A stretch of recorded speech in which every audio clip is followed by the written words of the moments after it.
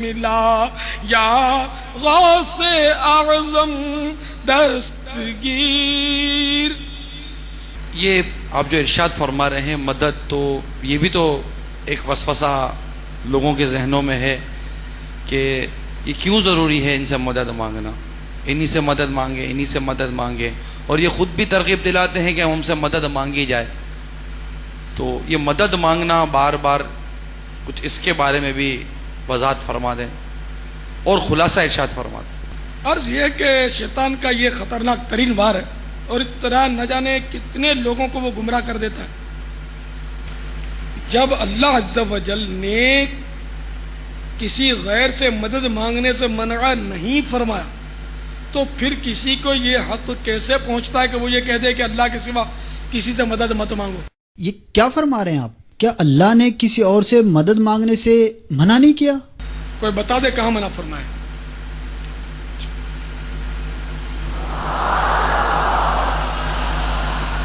کرچے ایسی آیتیں ہیں جن سے استدلال ہو سکتا ہے، لیکن وہ استدلال جو ہے وہ غلط ہے، اس لیے کہ دوسری آیتوں سے ورنہ تضاد پیدا ہوگا، اور کہیں بھی قرآنی آیات میں تضاد نہیں.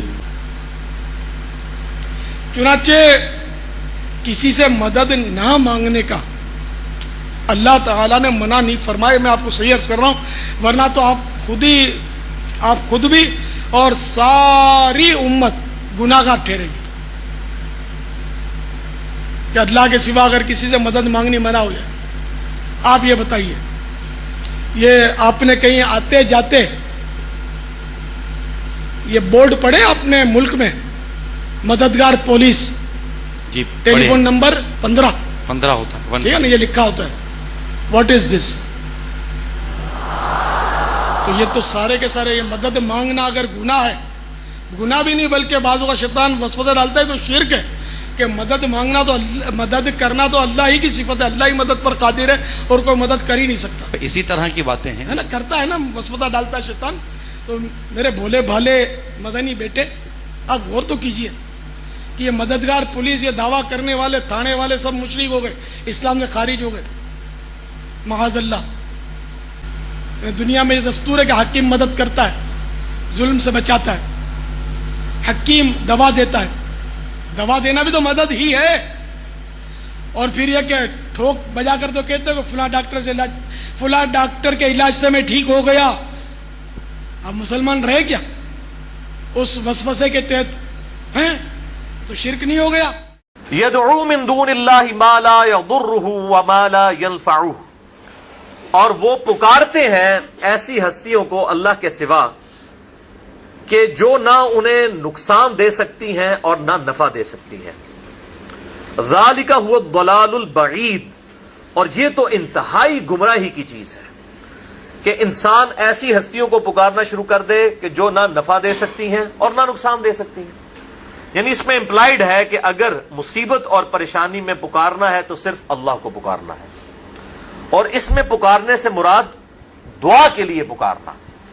ایک ہے ظاہری اسباب کے لیے پکارنا، مثال کے طور پر میں کہتا ہوں بھائی مجھے پانی پلا دے، یہ ظاہری سبب ہے. اس کو اختیار کرنا عین قرآن کا حکم ہے. قرآن حکیم میں ہی سورۃ المائدہ میں آیا وَتَعَاوَنُوا عَلَى الْبِرِّ وَالتَّقْوَى وَلَا تَعَاوَنُوا عَلَى الْإِثْمِ وَالْعُدْوَانِ، نیکی اور پرہیزگاری کے کاموں میں ایک دوسرے کی مدد کرو اور برائی کے کاموں میں الگ رہو. تو یہ قرآن نے ہمیں حکم دیا ہے کہ ظاہری اسباب اختیار کرنے ہیں. اب پیاس لگی ہوئی ہے تو پانی سے ہی بجھے گی. اگر کوئی شخص صرف دعا کرتا رہتا ہے اللہ میری پیاس بجھا دے اور وہ پانی نہیں پیتا، تو اسے یہ کہا جائے گا وہ قرآن و سنت کی تعلیمات کے خلاف چل رہا ہے. اب وہ استعانت اور غیر اللہ کو پکارنے کے ایشو کے اوپر انہی چیزوں کی پلی لیتے ہیں اور لوگوں کو غلط طرف مائل کرواتے ہیں. وہ کہتے ہیں دیکھیں جی، یہ لوگ کہتے ہیں اللہ کے علاوہ کسی کی مدد نہ مانگی جائے، تو جب آپ بھوکے ہوتے ہیں تو اللہ سے کھانا مانگتے ہیں، جا کے امی سے روٹی مانگتے ہیں کہ جی روٹی آپ امی سے مانگیں گے کہ اللہ سے مانگیں گے؟ اچھا جب آپ بیمار ہو جاتے ہیں تو ڈاکٹر سے جا کر دوائی لیتے ہیں یا اللہ تعالیٰ سے دوائی مانگتے ہیں؟ تو ڈاکٹر کے پاس جانا شرک نہیں، تو ولی اللہ کے پاس جانا بھی شرک اونچی نہیں ہے. ہاں کوئی یہ سمجھے کہ یہ ولی خود سے کرتا ہے تو یہ غلط ہوگا اور یہ ہمارا عقیدہ نہیں. مگر میں لوگوں سے سنتا ہوں، جی میں بیمار ہو گیا تھا، ہسپتال گیا، ڈاکٹر صاحب نے علاج کیا، میں ٹھیک ہو گیا، ڈاکٹر صاحب نے ٹھیک کر دیا. مریض کو لے کے جاتے ہیں، ڈاکٹر صاحب ٹھیک کرو، کہتے ہیں یا نہیں؟ کرنے والا ٹھیک کون ہے؟ اس کو کیوں کہہ رہے ہیں؟ جب قرآن کی آیت پڑھتے ہو ایاک نعبد و ایاک نستعین، پھر ڈاکٹر کو کیوں کہہ رہے ہو؟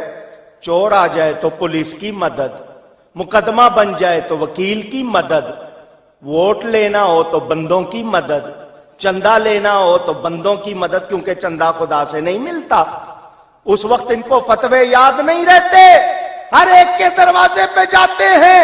کھالیں لینی ہو تو بندوں کی مدد، نوٹ ووٹ بندوں سے لیتے ہو.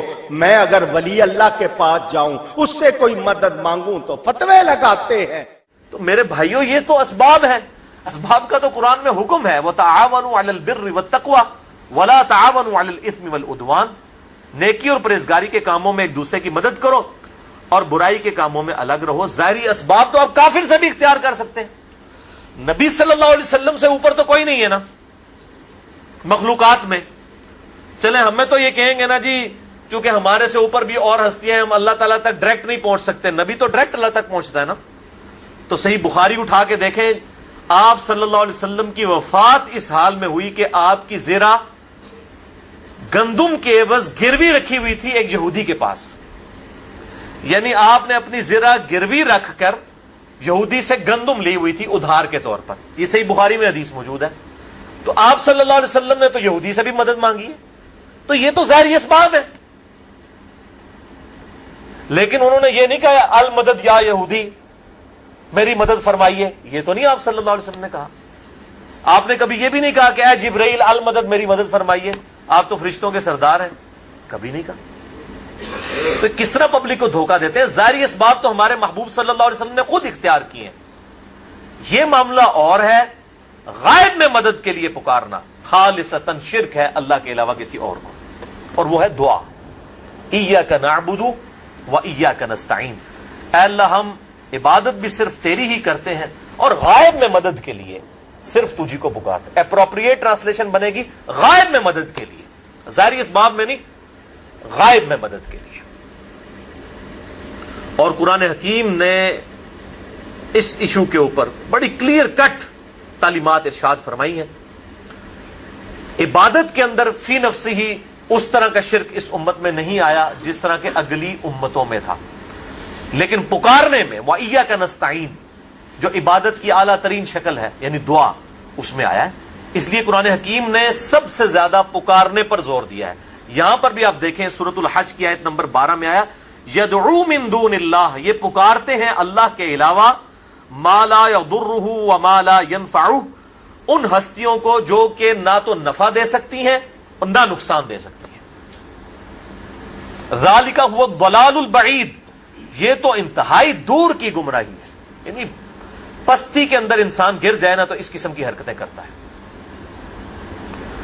کوئی عقل مند آدمی یہ حرکت نہیں کر سکتا کہ وہ اللہ کے علاوہ کسی اور ہستی کو دعا کے لیے پکارے. تو یہ گمراہی اپنے عروج پہ ہونا تو انسان اس قسم کی حرکتیں کرتا ہے. اور آپ دیکھ لیں یہ علماء کس طریقے سے لوگوں کو گمراہ کر رہے ہوتے ہیں. اور میں نے اگلے دن ایک وہ پوسٹ مجھے کسی نے بھیجی، فیس بک پہ لگی ہوئی تھی، ای میل کیا امیج کہ جی وہ ایک شخص جو ہے اس کا دکھایا کہ جی وہ ہاتھ بس ڈوبنے کے قریب ہے، ایک ہاتھ ہی باہر ہے، اور نیچے لکھا ہوا کہ جی یہ جو صاحب ہیں یہ ایسے شخص کے والد ہیں کہ جن کا بیٹا کہتا ہے اللہ کے علاوہ کسی کو مدد کے لیے نہیں پکار سکتے. تو یہ پکارتے رہے، پکارتے پکارتے جب یہ پکارنے لگے اپنے بیٹے کو مدد کے لیے تو بیٹے نے کہا کہ ابا جی اللہ سے مدد مانگنی چاہیے، غیر اللہ سے مانگنا شرک ہے، اور اسی دوران وہ ڈوب گئے. آپ دیکھیں. تو میں اسے پوچھتا ہوں کہ آپ جن بزرگوں کو پکار رہے ہیں، آپ کے والد صاحب کو اگر تیراکی نہ آتی ہو، ہم ان کو دھکا دیتے ہیں پانی کے اندر، دریا بھی ہمارے قریب ہے، تو وہ شیخ عبد القادر جیلانی کو پکار لیں اس وقت، وہ ان کی مدد کو آ کے بتائیں. چلو اللہ کو تو چھوڑ دو نا، اللہ تو مدد نہیں کر سکتا نا، پہلے تو بزرگوں تک پہنچنا نا. تو وہاں جو دریا کے کنارے کتنے مزار ہیں، ان مزار والے بزرگوں کو پکارے نا کہ بچائیں. اور میرے بھائیوں یہ ظاہری اسباب کا معاملہ ڈیفرنٹ ہے. یہ تو ہمیں اللہ نے حکم دیا ہے کہ ظاہری اسباب اختیار کرنے ہیں. وہ تو ہمارے پیغمبر نے بھی اختیار کیے ہیں صلی اللہ علیہ وسلم. ان سے اوپر تو کوئی نہیں تھا نا. ان کو تو یا غوث الاعظم مدد کہنے کی ضرورت نہیں تھی نا. وہ تو ڈائریکٹ اللہ کے ساتھ تھے. پھر انہوں نے یہودیوں کے پاس کیوں زیرہ رکھوائی اپنی گروی؟ تو ظاہری اسباب اختیار کرنا اور چیز ہے اور غائب میں مدد کے لیے پکارنا اور چیز ہے. غائب میں مدد کے لیے پکارنا خالصتاً شرک ہے. اور اس حوالے سے وہ آیت بڑی اہم ہے جو 20ویں پارے میں آپ کو پہلے صفحے کے اوپر وہ آیت نکلے گی. 20واں پارہ ذرا کھول لیجئے. وہ میں آیت بھی آپ کو سورۃ النمل آیت نمبر 62 اعوذ باللہ من الشیطان الرجیم 6 لائن میں امن یجیب المضطر اذا دعاہ. بھلا بتاؤ تو کہ کون ہے ہستی وہ جو اضطراب اور پریشانی میں گھرے ہوئے شخص کی فریاد کو دعا کو سنتی ہے. وہ یکشف السوء اور وہ اس سے برائی بھی دور کر دیتی ہے. وَيَجْعَلُكُمْ خُلَفَاءَ الْأَرْضِ اور وہی ہستی ہے کہ جو تمہیں اگلوں کا خلیفہ کرتی ہے دنیا پر. یعنی تمہارے باپ دادا مرتے ہیں تو تم مر جاؤ گے تو تمہاری اولاد. یہ کون ہستی ہے جو اس طریقے سے یہ سارے معاملات کو لے کر چل رہی ہے؟ کون سے معاملات کو؟ اضطراب میں گھرے ہوئے شخص کی دعا کو قبول کرنا, اس سے برائی کو, اس کی تکلیف کو دور کرنا, اور تمہیں اگلوں کا زمین پر خلیفہ کرنا. اِلَٰهٌ مَّعَ اللَّهِ کیا اللہ کے ساتھ کوئی اور الہ بھی ہے؟ قَلِيلًا مَّا تَذَكَّرُونَ لیکن بہت کم ہی لوگ نصیحت حاصل کرتے ہیں. یعنی اللہ تعالیٰ فرماتا ہے کیا اللہ کے ساتھ اور الہ بھی ہے جس سے تم دعا مانگو؟ مراد کیا کہ جس سے دعا مانگی جاتی ہے وہ الہ ہوتا ہے, اور جو الہ ہوتا ہے دعا اسی سے مانگی جاتی ہے. لہذا مولا علی علیہ السلام رضی اللہ عنہ ان کو مدد کے لیے پکارنا گویا انہیں الہ ماننا ہے. مولا علی بھی اپنی نمازوں میں اللہ کو پکارتے تھے. مولا علی کا ماننے والا بھی وہ ہوگا جو اللہ کو پکارے گا. یہ آیت